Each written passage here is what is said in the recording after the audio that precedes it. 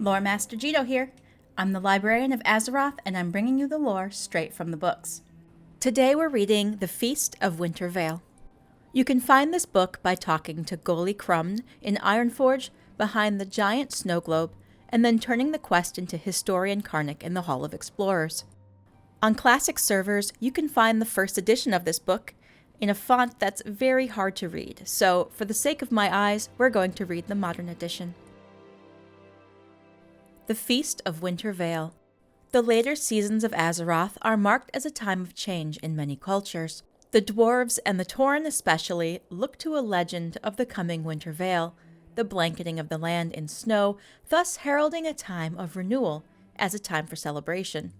Though the understanding of the legends that the races of Azeroth share are not dissimilar, the ways they choose to acknowledge them are as diverse as the races themselves. The legend of Greatfather Winter. The term Winter Vale is said to stem from a supernatural being referred in many cultures to as Greatfather Winter. As he would walk the land late in the seasons, winter itself would be his billowing cloak. In his wake was the blanketing of the land in snow, and thus it is said that Greatfather Winter would cast his wintry veil over the land. Though parts of Azeroth may lie in snow, it gives the land time for rebirth and renewal. The Dwarves. Ever consumed with the research of their origins, the Dwarves choose to celebrate this season as a recognition of Greatfather Winter himself. They consider him to be the personification of one of the ancients of Azeroth, the Titans. Much as they claim lineage in one degree or another to these mystical beings, they consider their snowy home of Dun Morogh as the prime example of Greatfather Winter's blessings. The Tauren. The Tauren and their shamanistic understanding of winter, along with their recent emergence into druidic endeavors, fit in well with the legend of Winter Vale. They focus almost entirely on the renewing aspects of the lore, however, leaving legend worship to those races, as they view it, less in tune with the nature of things.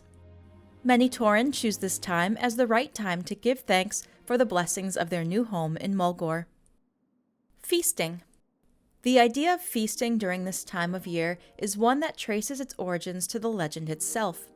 As Greatfather Winter walked through Azeroth, bringing winter in his wake, it is said he would provide a bounty for those who welcomed his presence. As such, the idea of feasting during the Winter Vale would bring together communities as they shared whatever they had. Typically, a single day of merriment and feasting welcomed the change, all in anticipation of the land's renewal. Modern-day observation. Other cultures have begun to recognize the Feast of Winter Vale as a time of great celebration, though not in the same traditions as the legend bases it in. Customs, often unrelated to anything other than a chance for celebration and gift exchange, have made their way into modern-day observation of the season. Even the image of Greatfather Winter is sometimes used, but more as a harbinger of commercial exploit rather than a supernatural titan. And that was The Feast of Winter Vale. Let me know your thoughts on the lore we uncovered today in the comments below. If you're craving more lore, here's a few recommendations from the collection to browse. If you like this video, be sure to subscribe to activate your library card and check out more books with me, the Librarian of Azeroth. Thanks for watching.